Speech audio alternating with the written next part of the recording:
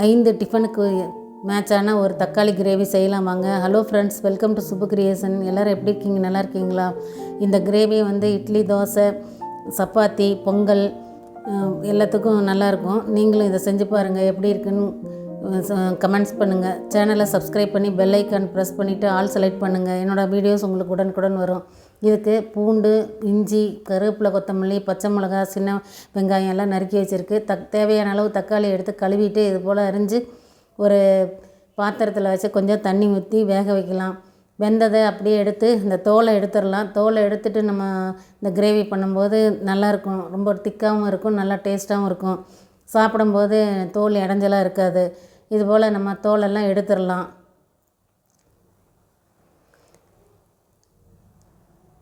தோலை எடுத்துகிட்டு நல்லா அதில் இருக்கிறதெல்லாம் புழிஞ்சு விட்டுறலாம். அதுலேயே தக்காளியே சின்ன சின்னதாக நறுக்கி வச்சுக்கலாம்.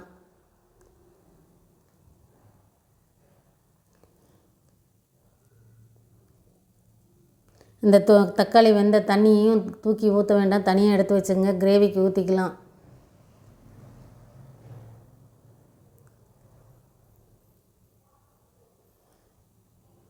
ரொம்ப டேஸ்டான கிரேவி இது நீங்களும் செஞ்சு பாருங்கள். நான் செஞ்சு வச்சுக்கிட்டா கூட நல்லாயிருக்கும். ஒரு 4-5 நாளைக்கு நல்லாயிருக்கும்.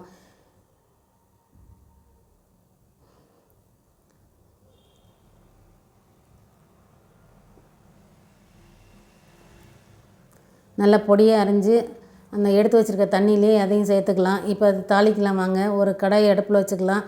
கொஞ்சம் எண்ணெய் ஊற்றிக்கலாம். எண்ணெய் நல்லா காய்ச்சதும் கடுகு சேர்த்துக்கலாம்.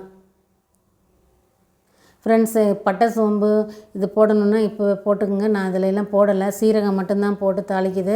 உங்களுக்கு விருப்பம்னா பட்டை, கிராம்பு, ஏலக்காய் சேர்த்துக்கிட்டால் நல்ல ஃப்ளேவராக இருக்கும். இதோட இப்போ நம்ம பெருங்காயமும் சீரகமும் சேர்த்து பொரிய விட்டுருக்கு. நல்லா பொரிஞ்சிருச்சு. இப்போ கருவேப்பிலை சேர்த்துக்கலாம். கருவேப்பிலை சேர்த்துட்டு நறுக்கி வச்சுருக்க இஞ்சி, பூண்டு இதையும் ரெண்டையும் சேர்த்து வதக்கிக்கலாம். செய்கிறது ரொம்ப ஈஸி. எல்லா டிஃபனுக்கும் நல்லா மேட்ச் ஆகிற மாதிரி இந்த கிரேவி இருக்கும். இஞ்சியும் பூண்டும் கொஞ்சம் நல்லா வதங்குற வரைக்கும் நல்லா வதக்கிக்கலாம்.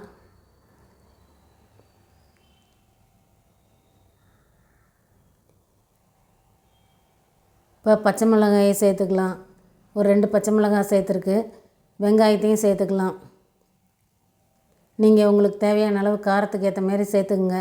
இல்லை கரம் மசாலா, மிளகா பொடி போடுறதா இருந்தால் பச்சை மிளகாயை குறைச்சிட்டு கரம் மசாலா, மிளகா பொடியும் சேர்த்துக்கலாம்.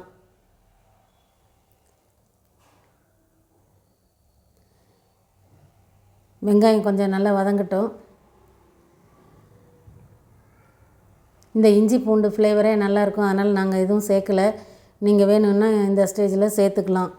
சேர்த்துட்டு ஒரு வதக்கிட்டு அப்புறமேல மற்றதெல்லாம் போட்டுக்கலாம். உப்பு சேர்த்துக்கலாம் தேவையான அளவு. இந்த கிரேவிக்கு தேவையான அளவு போட்டாச்சு. உப்பு சேர்த்துட்டு வதக்கும்போது வெங்காயம் நல்லா சீக்கிரம் வதங்கிடும்.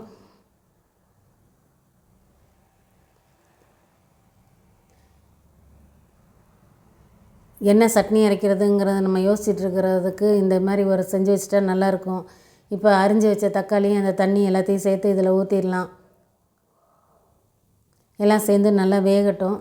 நல்லா கலக்கி விட்டுறலாம். சிம்பிளாக செய்கிறது. நம்ம வீட்டில் இருக்க பொருளை வச்சே இந்த கிரேவி செஞ்சிடலாம். எதுவும் வாங்கிக்க வேண்டியதில்லை. இந்த கிரேவிக்கு தேவையான அளவு தண்ணி ஊற்றிக்கலாம். இது நல்லா கொதிக்கணும். இந்த காரம், உப்பு எல்லாம் தக்காளி, வெங்காயத்துல எல்லாம் நல்லா சேரணும். அந்த அளவுக்கு நல்லா கொதிக்கட்டும். இதுக்கு மஞ்சப்பொடி கொஞ்சம் சேர்த்துக்கலாம். அதோட ஒரு 1/2 ஸ்பூன் சாம்பார் பொடி சேர்த்துக்கலாம். நீங்கள் இந்த சமயத்தில் கரம் மசாலா வேணாலும் இதில் சேர்த்துக்கலாம். இப்போ எல்லாத்தையும் நல்லா கலக்கி விட்ருவோம்.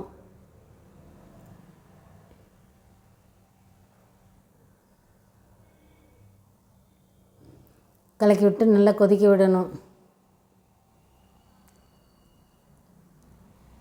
இன்னும் டேஸ்ட் அதிகமாக கொடுக்கவும் திக்காகவும் பொட்டுக்கடலை ஒரு கைப்பிடி எடுத்து அதை நல்லா நைஸாக நுணுக்கிட்டு இது போல் தூவி நம்ம கலக்கி விட்டோம்னா கிரேவி நல்லா திக்காயிடும். இதுக்கு பதிலாக முந்திரி பருப்பும் தேங்காயும் அரைச்சி ஊற்றினா கூட ஊற்றலாம். இந்த கிரேவிக்கு இதுவே நல்லாயிருக்கும். அதனால் கொஞ்சம் பொட்டுக்கடலையை நுணுக்கி ஊற்றி தூவி கலக்கி விட்டாச்சு. இப்போ நல்லா திக்காயிடுச்சு. இப்போ பொடியாக நறுக்கின கொத்தமல்லி தூவிக்கலாம்.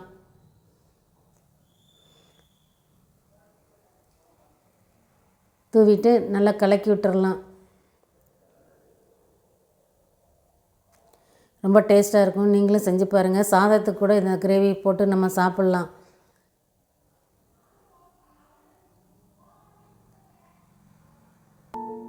பாருங்கள், ரெடி ஆகிடுச்சு கிரேவி. வேறு பாத்திரத்தில் மாற்றி வச்சுங்க. நீங்களும் செஞ்சு பாருங்கள். எப்படி இருக்குன்னு கமெண்ட்ஸ் பண்ணுங்கள். சேனலை சப்ஸ்கிரைப் பண்ண மறந்துடாதீங்க. தேங்க்யூ ஃபார் வாட்சிங் ஃப்ரெண்ட்ஸ்.